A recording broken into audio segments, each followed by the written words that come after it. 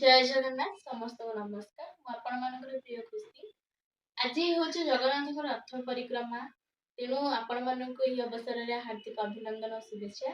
तेणु यही रथ परिक्रमा अवसर में मुझे गोटे गीतटे गाई दूची। ଯେଉଁ ଦିନ ତୁମ ନାମ ଯେଉଁ ଦିନ ତୁମ ନାମ ଗାଇପାରେ ନା ଯେଉଁ ଦିନ ତୁମ ନାମ ଗାଇପାରେ ନା ମୁଁ ରାତି ସାରା ଶୋଇପାରେ ନା ଶୋଇପାରେ ନା ମୁଁ ଶୋଇପାରେ ନା ଭଲରେ ଜମା ମୁଁ ଶୋଇପାରେ ନା। ତେଣୁ ଆପଣ ମାନଙ୍କୁ ଅନେକ ଅନେକ ଶୁଭେଚ୍ଛା ଅଭିନନ୍ଦନ। ତେଣୁ କାଲି ଗୁରୁବାର ଦିନ ମାନେ କାଲି ଆସନ୍ତା କାଲି ଆମ ସ୍କୁଲରେ ସାହିତ୍ୟ ସୃଜନୀ ମେଳା ଆମ ସ୍କୁଲ ନା ହେଉଛି ଗଭର୍ଣ୍ଣମେଣ୍ଟ ହାଇସ୍କୁଲ ରସୁନାଖେଳା। ମୁଁ ସେଠି ଅଧ୍ୟୟନ କରେ ମୋ ପାଠ ପଢା। ତେଣୁ ଆମର ସାହିତ୍ୟ ସୃଜନୀ ପାଇଁ ଆମକୁ ହେଭି ଟ୍ୟାକ୍ସ ଦେଇଛନ୍ତି। ମାନେ ମାନେ ନିଜ ମନରେ ଆମର ବହୁତ 4ଟା କ୍ଲବ ଅଛି।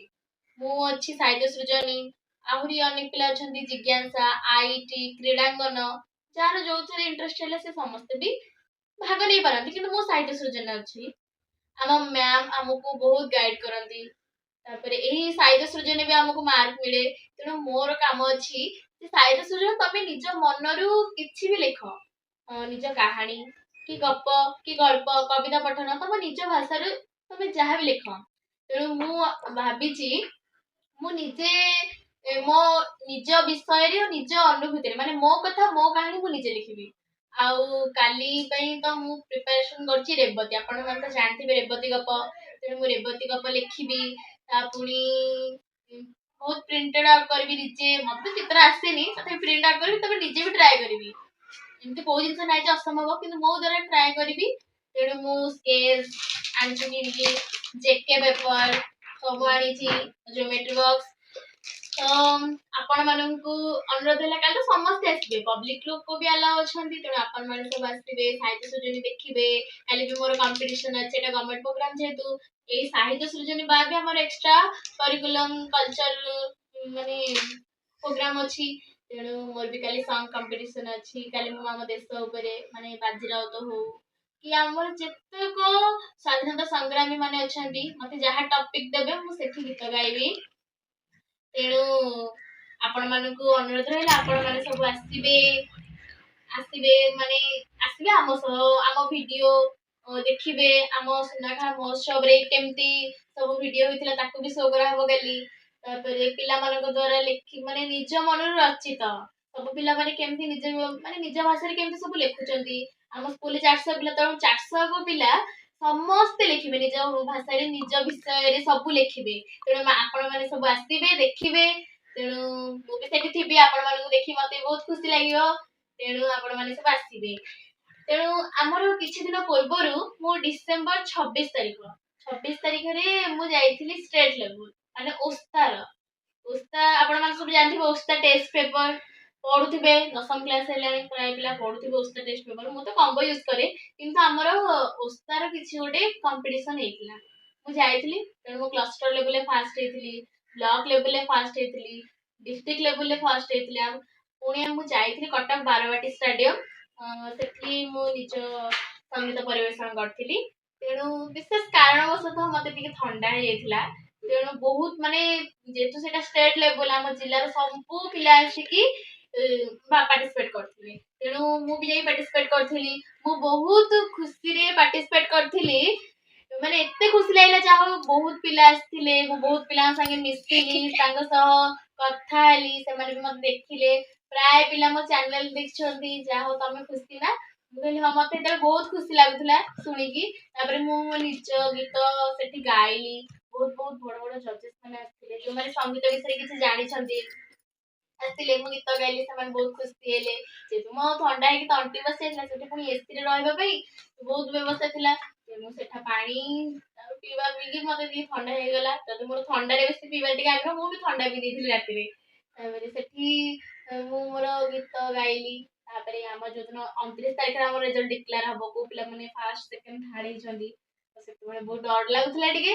तापर जो आम सॉन्ग कंपटीशन देखा तेणु फास्ट तो हो पारे सेकेंड भी हो पारे जो थर्ड डका आम ओडार 3 नंबर अच्छा वैष्णवी प्रधान मत बहुत खुशी लगा फास्ट हो सेकेंड हो जहाँ भी हो मुझे जाइए तो निराश होनी तेणु मुझे थर्ड होगी बहुत खुशी लगा जहाँ आम ओडा जगह तो मुझे 3 नंबर रही पारि तेणु आम मुझे जाइली उस्ता पूर्वर मुझे सुरभि सुरभि स्टेट लेवल यहाँ सब स्कूल प्रोग्राम जेहतु गवर्नमेंट प्रोग्राम यहाँ नवीन पट्टनायक मुझे स्टेट लेवल एमती क्लस्टर ब्लॉक डिस्ट्रिक्ट वाइज मुझे फास्ट होती स्टेट लेवल भी थर्ड होती तेणु से पुरस्कार राशि सर्टिफिकेट ट्रॉफी सब थिला मत बहुत खुशी लगे जहाँ मो निज टैलेंट द्वारा मुझे सबुआड़े जाइली सबुआड़े बोले कौन जो जावा कथा आम चाहिए भी सही जगह जापर ना मो मो टैलेंट बड़े से पहुँची मो टैलेंट को ग्रो कर तेणु बहुत पिला संगे मिसिली बहुत खुशी लगे तेणु मत ओस्ता तरफ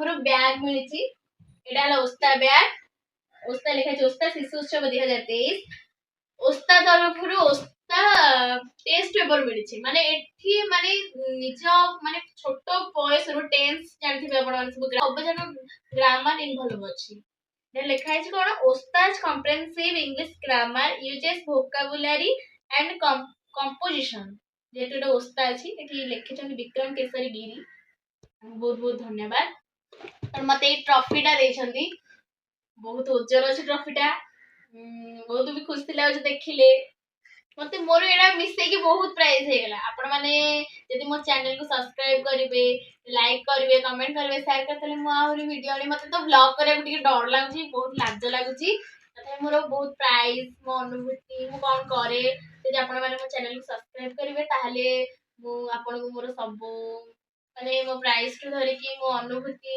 कोठी कौन करूची न करूची आपण माने सब मो डिटेल्स कहबी तेणु कारण आपण मानक अनुरोध रहा काली आम साहित्य सृजन मेला आम सहित आपण जोग दिंतु सब देखि आसतु तेणु मु कविता आवृत्ति निज ब्लॉग रो प्रेजेंटेशन करथि रणपुर ब्लॉग रो करथि तेणु आपण आगे कहूची जेतु हमर नायगढ़ डिस्ट्रिक्ट ब्लॉक रणपुर तेणु मत कहला तुम किसी गोटे कर मुझे हाँ मो ब्लॉग विषय रिप्रेजेंटिंग करी समस्त आगे आम ब्लॉग ना तो सब हो तेणु मु कहली जे लिखिली आगे कहूची रणपुर ब्लॉक प्रसिद्ध अटे मणिनाग देवी कहीं केते काल बसी रही अछि कल्याण बांटिबा अच्युतानंद जे एही ठारे रही लिखिथिले रघुवंश आज एही माटी पवित्र होईछि आमे ही तांकर अंश कोटगड़ पार्क सज्जित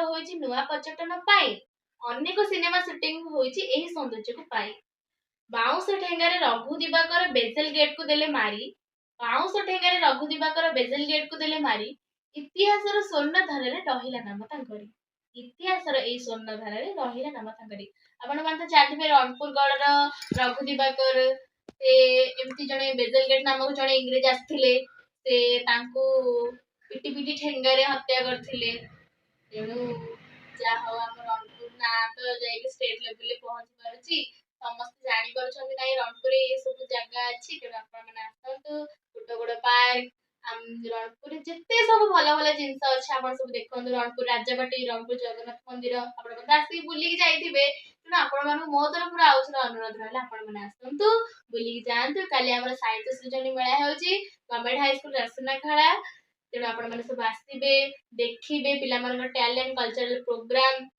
शिखिबे शिशु मेला सब देखिए जीवे रहुची नमस्कार।